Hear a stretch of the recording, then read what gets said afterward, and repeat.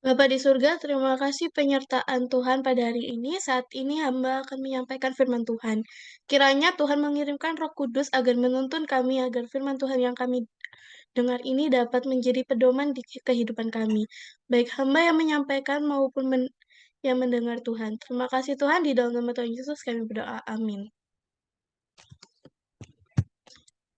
Judul kita pada hari ini adalah Garam dan Terang bagi Yesus. Kita sudah masuk ke Minggu Sembahyang Adventurer hari ketiga. Nah, ayat inti kita terdapat di dalam Matius 5 ayat 13 sampai 20. Kita tentu membutuhkan terang untuk banyak hal. Cahaya membuat perbedaan, terkadang Anda bahkan tidak menyadari apa dampaknya. Sampai tidak ada lagi. Anda mungkin tidak memikirkan cahaya sampai Anda mencoba menyalakan lampu dan bola lampu padam, atau Anda menyadari baterai di senter Anda habis. Ada hal-hal yang ada hal-hal lain dalam hidup seperti ini juga, hal-hal yang tidak kita sadari betapa pentingnya sampai mereka tidak ada.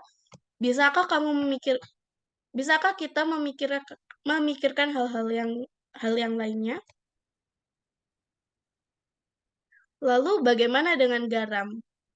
Garam adalah hal yang cukup penting, bahkan dulunya sangat berharga, sehingga orang-orang akan menggunakan garam ini seperti uang, membayar barang dengan garam daripada emas. Garam dapat membuat makanan tetap segar dan dapat membuat makanan tetap dingin, dan mencegah kita tergelincir di atas es, dan tentu saja memberi rasa. Maksud saya, makan ses Hmm, apakah kita pernah makan masakan kita yang tanpa garam? Ya, tanpa garam masakan menjadi tidak enak. Saya mempunyai sebuah cerita. Pada suatu hari,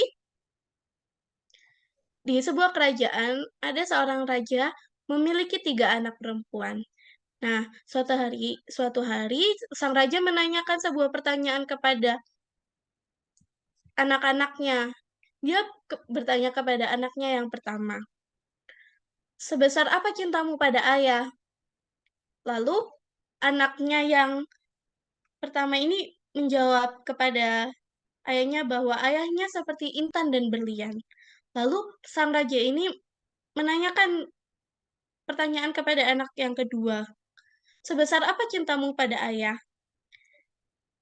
Anak yang kedua ini menjawab bahwa ayahnya seperti emas dan perak. Nah, raja ini juga menanyakan kepada anak ketiganya, yaitu sebesar apa cintamu pada ayah? Anak ketiganya ini berkata bahwa ayahnya ini seperti garam. Nah, ayahnya ini marah kepada putri yang ketiga ini bahwa putrinya menyebutnya seperti garam. Lalu juru masaknya mendengar dan mulai menyiapkan masakan yang sangat lezat, tetapi tidak menggunakan garam. Pada saat masakan tercium oleh raja, maka sang raja ini menjadi lapar dan langsung menyantap makanan yang tersedia.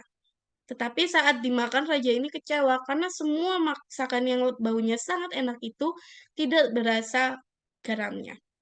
Lalu juru masak mengatakan garam itu sangat sangat berguna untuk membuat masakan kita ini menjadi lezat. Maka putri yang ketiga yang telah menganggap ayahnya sang raja bahwa menganggap ayahnya ini seperti garam, berarti putri itu sangat menyayangi ayahnya melebihi apapun. Karena ayahnya lah yang selalu memberikan kebahagiaan. Jadi, kita lanjut. Tapi apa hubungannya garam dengan cahaya? Dan mengapa kita membahasnya?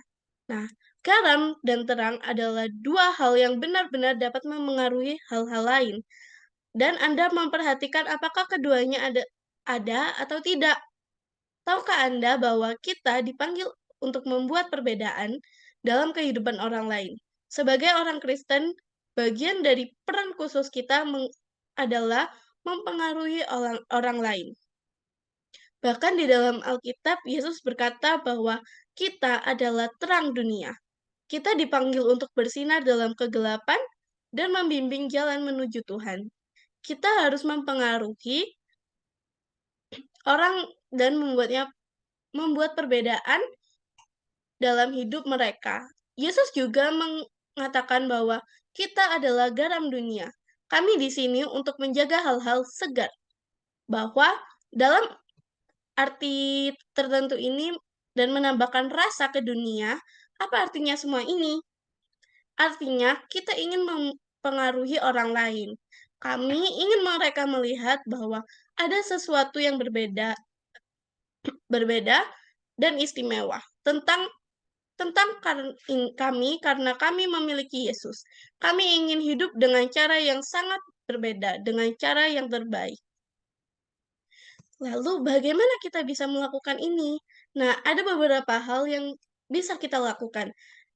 Kita dapat menceritakan kepada orang lain tentang Yesus dan hal-hal ajaib yang dia lakukan di dalam dan melalui kita. Kita dapat membagikan Injilnya dan mengundang orang ke gereja atau ke sekolah minggu. Namun mungkin pengaruh terpenting yang kita miliki adalah dengan mengasihi orang lain ketika kami menunjukkan kepada orang-orang bahwa kami peduli pada mereka, itu akan sangat membantu. Hanya dengan menunjukkan kasih yang tulus, kita dapat membagikan kasih Allah dan kita dapat memancarkan terangnya bagi orang lain. Penting juga untuk menyadari bahwa terang kita berasal dari Dia. Kita dapat membagikan kasih Yesus karena Dia memberikan kepada kita, dia menerangi jalan kita sehingga kita bisa menerangi jalan bagi orang lain. Dia menggarami hidup hidup kita agar kita dapat memiliki pengaruh yang kuat pada umatnya. Kita hendaknya berdoa agar dia mengizinkan kita untuk menjadi garam dan terangnya. Dan agar dia memberi kita kesempatan untuk mengasihi dan melayani orang-orang yang membutuhkan dia. Sekian khotbah singkat saya. Terima kasih, Tuhan memberkati.